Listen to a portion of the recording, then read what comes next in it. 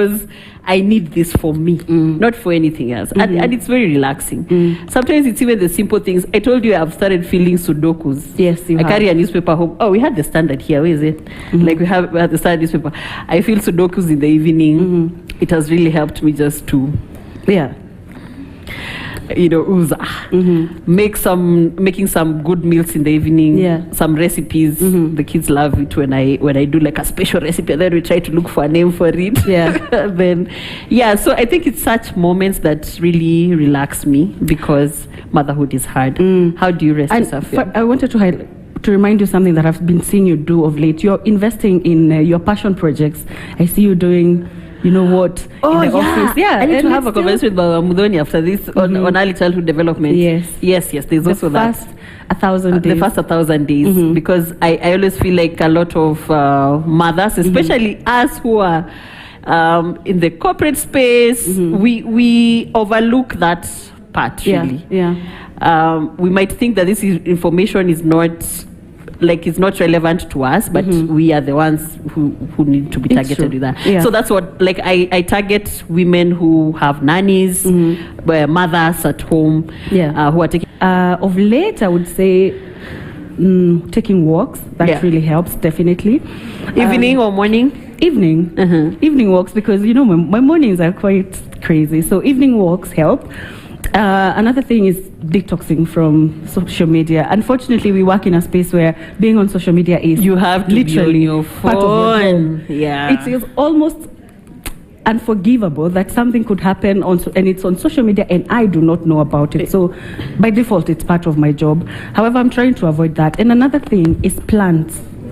Having plants is really calming, and that means investing in your space, in your home, ensuring that you are in an environment where you feel happy, where you feel quite literally at home. I think that still contributes towards that. Do you enjoy meeting friends? Because I find that very relaxing also. Like friends who are like legit friends. You keep time and you just make time for dates. Really. And you know what? Of late, I have started intentionally becoming friends with my siblings. Literally, we are taking trips all the way from here. I'll go to Mombasa, not because she's the mother to my nieces or nephews, just to hang out with her. So that is the friendship I'm investing in. That's really investing beautiful. in friendships with my siblings. That's really, really beautiful. So I think it's very important as a mother. You aim for 6 to 7 hours of sleep for the mothers in the building here. If it means going to bed earlier, putting the kids to bed earlier, and then now after that you can just rest. It's very important for your mental health and also just for your general health. You can take a walk. Do you love dancing? That's part of the things that you can do, or light exercises, or hit the gym. And you are to hit the gym this year. Continuous improvement. But both of us, continuous improvement. Are you body? Okay. No. You know what I'm talking about. Our listeners do not know, but the BTS, you and I know. Even our producer does not know. So drink enough water, eat balanced meals with vegetables, protein, and whole grains. I also hit the gym. So, and it's almost half year. If full day breaks are rare, have tiny moments during the day, like 10-15 minutes. I love the Standard because we have a garden. We do have a garden in the our Green offices, Park. By the way, we have a garden. So you can take those walks after lunch. If you need to, or in the evening. Or journal. True. Journaling can also help a lot. Have a you time activity, like a me time activity every week. And you have your own, that one that you do separately. Maybe you've mentioned about your investment in how you invested in 1,000. The first 1,000 that project, that you're running. So if you're doing like your me time, what does me time look like? Have an activity per week where you can, have some coffee on your own. By your own. Si lazima upelekwe coffee date. Like you can just go and sit down, come to the Novotel here and just have some coffee or enjoy some good time, or have a long call with a friend, or a quiet bath, a long phone call rather, a short walk, put it in your calendar every day and make sure you defend it. You defend it every day, like I have to have time for me. Every day. And self-care is not selfish. It's not. Let's not forget that. That self-care is not selfish. It is survival. Yes, it is.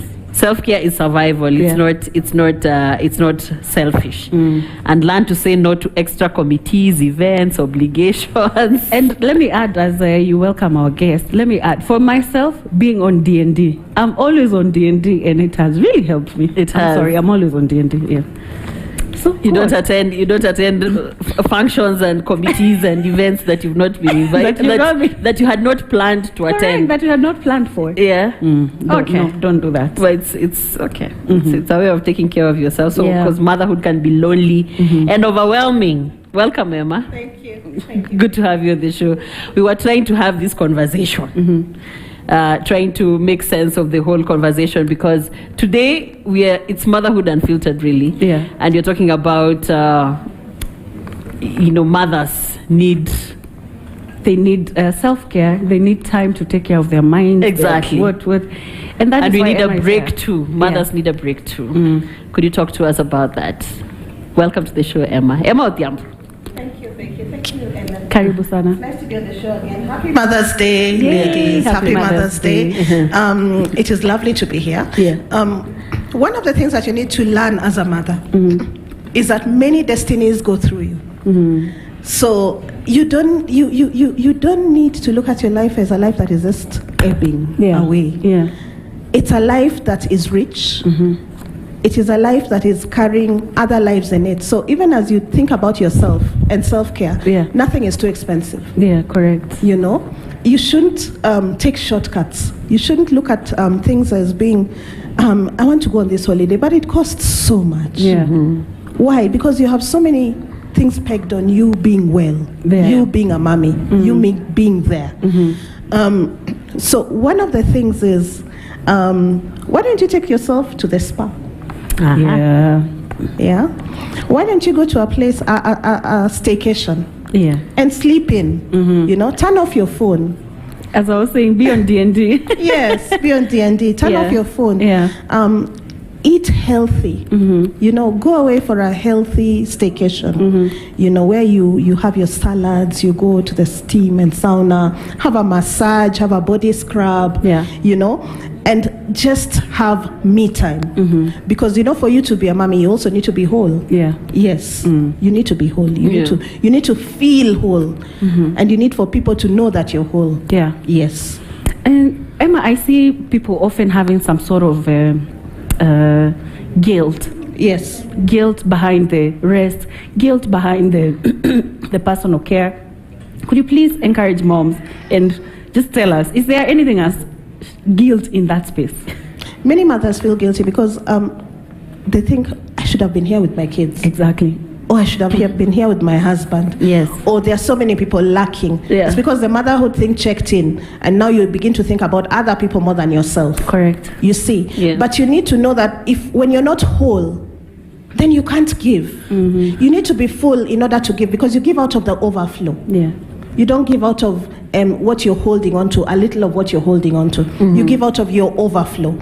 And so your overflow needs to be rich. You need to build your overflow. So what are the things that build your overflow? You need to make yourself better. Do you need to learn how to maybe do a flower arrangement? Do you need to learn how to do baking on the side? Or do you need to come together with a group of girls and just learn how to be a girl again? Or do you want to stitch yourself a new dress that costs 100K or 50K? So that when you check into your kids' school event, you look your best.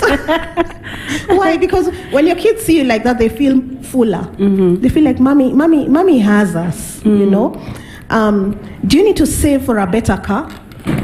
Or you're managing with the car that you've had for 10 years? Do something for you to make you feel better, so that you're richer in what you give. Have friends around you who's taking space for you. Who are you talking to build you when you feel like you just want to cry, or when things are just not working out? Who's taking that space for you? Are you talking to somebody? Do you have are your friendships meaningful? Are your relationships, adding to value to who you are. One of the things that happens and mothers discover after mothering, because mothering starts ending at 10 years, you discover your kids no longer want the hugs. Yeah. They no longer want you so close in public, especially. But you find you begin to tell yourself, I let myself go. Yeah. And I don't know who I am anymore. I forgot who I was. So what you do, the best thing to do is to have friendships that are journey partners. Okay. People that you walk through life with, that you're with at the same place in life, and then you journey through life together. Not everybody is fortunate enough to have that, but just try and have maybe 5, 10, because as you grow older, actually your friendship circles, you'll discover they become smaller and smaller. It shrinks. Yeah. They shrink. Yeah. Why? Because you get more intentional with the sort of relationships that you want to have. So with the friendships that you have now, what can you do to make yourself better? What you can do is become more intentional with your friendships. Have friendships that you can have meddling partners. People who can ask you, okay, so when was the last time you took time out and went away for a weekend? Yeah. You know? And what did you do at that weekend? Did you have your phone with you? So were you able to actually take the time out? Were you able to add on to yourself, value to yourself? Were you able to rest? Did you sleep? Yes. You know, hard questions. Yeah. Relationships that are not working, let them go. We just need to get to a place where you decide, I'm letting these ones go. This one is not working for me. And you need to also learn that some friendships are for life, some are seasonal, some are functional, and some are non-functional. Some are leeches. So get a book. Something as simple as get a book. Write. Who do you put in what category? Learn to categorize in terms of friendships, in terms of relationships. The ones that you feel are taking away from you, maybe those you need to fill up a little more before you meet. You don't go there when you're just not feeling it. So you need to know what friendships are for what season. Yes. Okay. Wow. Are you learning something? Yeah, we get a lot of nuggets from her. I mean, it's always nice having you on this show today. I'm wondering, what are some of the boundaries that a mother can set in her home? That does not mean that she's abandoning her children. You know, you're not abandoning your family, but what are some of the boundaries that you can set within her home that will ensure that you've had self-care? You've had self-care. Put the kids to sleep early. Always have time to wind down before you go to rest. Can I go to bed before the kids? You if they are older, you could. Not even if you're older. Even when you've just had a baby. You rest. These days, we are able to have help. Night professional nurses. help. Yeah. You can have a night nurse for the first 3 months of your baby's life. During that time, the baby needs you so much. And yet, through pregnancy, you gave so much. So many times, women go through depression immediately after childbirth. Why? Because there's post-pregnancy depression for many women. This can be sorted. So if you still don't know about that, it means that you go through it anyway. So what happens? You can get yourself a night nurse. Let her be with the child for 12 hours. And for those 12 hours, be intentional on your rest, be intentional on your nutrition, be intentional on your rehydration, the things you're taking in. Long gone are the days when your mother or your mother-in-law would bring you 2 flasks of one of uji and one of soup. And then by the time you're done with taking those 2 flasks of whatever they brought you in a month or so, you're overweight and your pressure is shooting. These days we are looking more into our diet and what we're eating, what you're ingesting. So you're able to look more into, do you need to tie your tummy a bit tight so that you snatch up faster? Do you need to work out a little bit? Give yourself time. So if you want to sleep early, you can sleep early and give the night nurse the baby, express milk, and then now go and rest. Correct. Or watch a movie, you know, and have some chamomile tea, you know, or listen to good music and just relax. Motherhood is not what it was during our mother's times. Times have changed. We must change with the times. Yes. Okay. And Emma, I'm sure we have about 2-3 minutes and you are talking to the mother. Yes. And even myself, as Helen here, I still have a mom. Yes. As grown up children, how can we facilitate the mental health space of our own parents who are now older than we are, older? Number one, make sure that they're supplementing very well. Because our mothers and our fathers were used to doing things the hard way. Correct. Toughing it out. They hustled so hard as civil servants. Many of our parents were civil servants. Many of the parents of our generation were civil servants. And so you found, even when they were unwell, they put aside that illness so that the kids would go through school. It's true. It's true. Yeah. And so you find emergencies come, but it's not because this parent was not feeling the pain before. They were, but they were ignoring it. They were pushing it under the carpet. So what we need to do, because now we are more informed. Yes. We know about good health. We know about supplements. We know about health. We know about working out. Why don't you encourage them to take evening walks together? Encourage them to eat well. Being that many of them move to the home and rural areas, it means that they have a lot of organic food. Correct, yeah.